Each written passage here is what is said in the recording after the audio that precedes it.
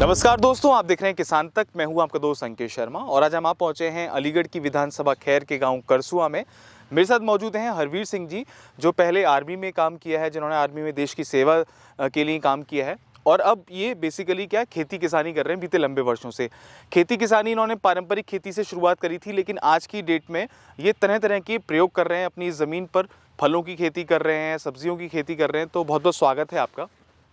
ये शुरुआत कैसे हुई? जैसे कि आपने बताया कि आप पहले आर्मी में थे, आपने राष्ट्र की सेवा करी, उसके बाद आप खेती किसानी में आपकी रुचि आई, तो कैसे हृदय परिवर्तन कैसे हुआ? हृदय परिवर्तन ये हुआ कि आर्मी में भी देश सेवा है जी, और खेती किसानी में भी देश सेवा है। जनता की सेवा करेंगे, अगर हम अन्न उगाएंगे तो जनता खाएगी। बिल्कुल। तो ये भी एक तरह की देश सेवा है। तो पहले आपने बताया कि आप पहले मोटी फसलें करते थे, जैसे धान हुआ, सरसों हुई, अन्य फसलें आप गेहूं की करते थे। तो ये सब्जी में और फलों में कैसी रुचि आई? देखिए, पारंपरिक खेती में दुनिया कर रही है, इससे कुछ मैंने सोचा कुछ हटकर किया जाए, जैविक खेती की जाए, लोगों को स्वच्छ सब्जी मिले, स्वच्छ फल मिले, केले के फल मिलें। तो मैंने सोचा कि कुछ, क्योंकि ये भी एक देश सेवा है, अगर आप स्वच्छ भोजन देते हैं किसी को तो वो भी एक देश सेवा है। तो किस किस तरीके की समस्या का सामना करना पड़ा? क्योंकि मैं देख रहा हूँ आसपास के किसान तो वही पारंपरिक खेती कर रहे हैं, मोटी फसलें कर रहे हैं। तो जब आपने करना शुरू किया तो आपको किस किस समस्या का सामना करना पड़ा? समस्या तो स्टार्टिंग में नई खेती करेंगे तो आती ही है, लेकिन उसको फेस करना तो पड़ेगा ही जी। और समस्या आती है, जैसे गलन की आती है, वो आती है, जैसे केलों में गलन आई, काफ़ी मेरे 1500 पौधे ख़त्म भी हुए। लेकिन उसके बाद अनुभव हो गया, डॉक्टर लोग भी आते हैं विजिट करने के लिए, वो भी बताते हैं क्या करो क्या नहीं करो। तो उसके बाद तो फिर अब कोई दिक्कत नहीं है। शुरू में स्टार्टिंग में आई थी। सब्जियों में आप क्या कर रहे हैं अपने खेतों में? मैं बैंगन की खेती करता हूँ, टमाटर की खेती कर रखी है, चने की खेती कर रखी है, मसूर और हरी मिर्च अचार वाली, गोभी भी लगा रखी है।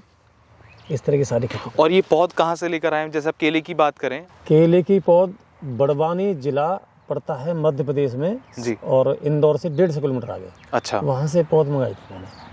और लगभग कितने समय की ये फसल होती है? केले की फसल की अगर हम बात करें तो कितना समय इसको लगता है? ये महाराष्ट्र के अंदर तो ये 12 महीने में फसल आ जाती है। अच्छा। लेकिन हम जो जहाँ रह रहे हैं, हम NCR के आसपास, यहाँ मौसम ठंडा 2 महीने रहता है, तो वो हमारे यहाँ का 2 महीने एक्स्ट्रा लेती है फसल। अच्छा। मतलब 14 महीने और 15 महीने में केला जो है पूरा तैयार होकर कट जाता है। अच्छा, बीच में आपने देखा यहाँ पे गोभी लगाया हुआ है केले के बीच में, उधर आपने मिर्च लगाई है। तो इसका कोई कॉन्सेप्ट है या मल्टी लेयर फार्मिंग की? मल्टी लेयर फार्मिंग, जिससे अच्छा। क्या है कि एक फसल ये 15 महीने में आएगी जी। जब तक किसान कहाँ से खर्चा लाएगा। तो इन चीज़ों से मल्टी लेयरिंग के साथ आमदनी भी होती है। अच्छा। और खर्चा भी होता है।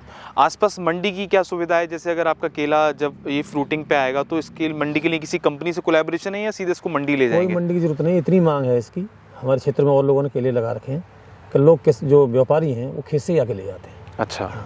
और जो सब्जियां वगैरह हैं उसको आप कैसे? सब्जियों को मंडी ले जाना। मंडी ले जाना। तो रेट आपको क्या, मतलब जो मार्केट में चल रहा है, आप उससे संतुष्ट हैं? हाँ, संतुष्ट है। रेट क्या होता है मार्केट में, कभी एक जैसा नहीं रहता। अच्छा। बैंगन 40 रुपये किलो भी हमने बेचा है और आज बैंगन हम 10 भी बेच रहे हैं। तो ये बैंगन ऐसी फसल नहीं है कि आप सोचोगे ये 2 महीने या 3 महीने में ख़त्म हो जाए। ये कम से कम 10 महीने चलने वाली फसल है। अच्छा। तो ये एवरेज जो आएगा वो साधारण खेती से अच्छा आएगा। अच्छा। और अक्सर किसान के सामने ये समस्या आती है मैन पावर की, लेबर नहीं मिलती आसानी से। क्षेत्र की भी बात करें तो आजकल किसान के सामने सबसे बड़ी समस्या आती है कि एक तो उसका घर का बच्चा नहीं कर रहा है खेती, सबसे बड़ी समस्या है, और जो लेबर होती है वो नहीं मिलती। तो यहाँ आसपास लेबर का क्या है, कैसे मिल जाती है आसानी से? और लेबर की 2 समस्या हैं। किसान के पास पैसा नहीं होता है जी, और लेबर काम करती है पैसे के लिए। मुझे दिक्कत नहीं होती है, मेरी लेबर मुझे जितनी चाहो उतनी मिलती है। मैं 10 मंगाता हूँ, 12 आती हैं। बशर्ते है कि शाम को उनको मैं हाथ नहीं धोने देता, उससे पहले उनकी पगार देता हूँ, ये चीज़ डेली। और जब आदमी मजदूरी कर रहा है तो उसको पैसा चाहिए, और किसान पर पैसा होता नहीं है। अब आप देखिए, धान बेचता है किसान, 1 महीने बाद पेमेंट मिलता है, तो 1 महीने तक कहाँ से पैसा लाएगा? बिल्कुल। तो ये समस्या है किसान के सामने। तो अब लेबर का भी समस्या है, वो पेट कहाँ से भरेंगे? तो अच्छा, ये बताइए कि ये तो आपका अनुभव रहा, तो आप क्या मानते हैं जी, अब जो खेती आप कर रहे हैं और उससे पहले जब आप करते थे, मोटी फसलें करते थे, तो आपको पहले से अब संतुष्टि मिल रही है? क्योंकि हर तरीके की फसल आपके खेत पे भी लग रही है और किसान को भी मुझे लगता है 12 महीने कुछ ना कुछ पैसा उसके पास आता रहता है, ऐसा अगर वो काम करे तो। जी जी बिल्कुल, उससे सर पहले से फसलें बढ़िया है। थोड़ा सा एक्सपीरियंस की ज़रूरत होती है। अब केले लोग कर रहे हैं और इस साल तो बहुत अच्छे दाम रहे हैं। अच्छा। मतलब इस बार जो केला भेमती से कटा है वो 16 रुपये केजी खेत से ले गया व्यापारी। अरे वाह। अब कच्चा केला अगर 16 रुपये केजी जाता है तो कम से कम उसकी कम से कम 2.5 और 3 लाख रुपए एकड़ की आमदनी हो जाती है। तो 15 महीने में 2 लाख भी कोई फसल ऐसी नहीं है पारंपरिक खेती में कि जो कि 1 साल या 15 महीने में 2 लाख या 2.5 लाख दे दे। ऐसी कोई फसल नहीं है। तो आसपास के किसान जो हैं आपको देख के जागरूक होते हैं, आपसे शिक्षा लेने आते हैं बिल्कुल, कि बहुत पूछते हैं कि लोग भाई तुम ये क्या कर रहे हो, हम भी ऐसे बताओ, हम भी कुछ जी, करें? बिल्कुल, बहुत लोग आते हैं और लोग पूछते हैं आप टमाटर इस तरह से क्यों कर रहे हो, ये बांस क्यों लगा रखे हैं, तार क्यों लगा रखे हैं। तो बांस तार का क्या है कि आप मार्केट में जाएंगे आपको बढ़िया चीज़ देनी होगी, सब्जी बढ़िया होगी, जल्दी बिकेगी, अच्छे भाव देगी। दूसरा, इस पद्धति से टमाटर खराब भी नहीं होता है। अच्छा, तो भाव अच्छे मिलते तो हैं। यही नई तकनीक के साथ आप काम कर रहे हैं।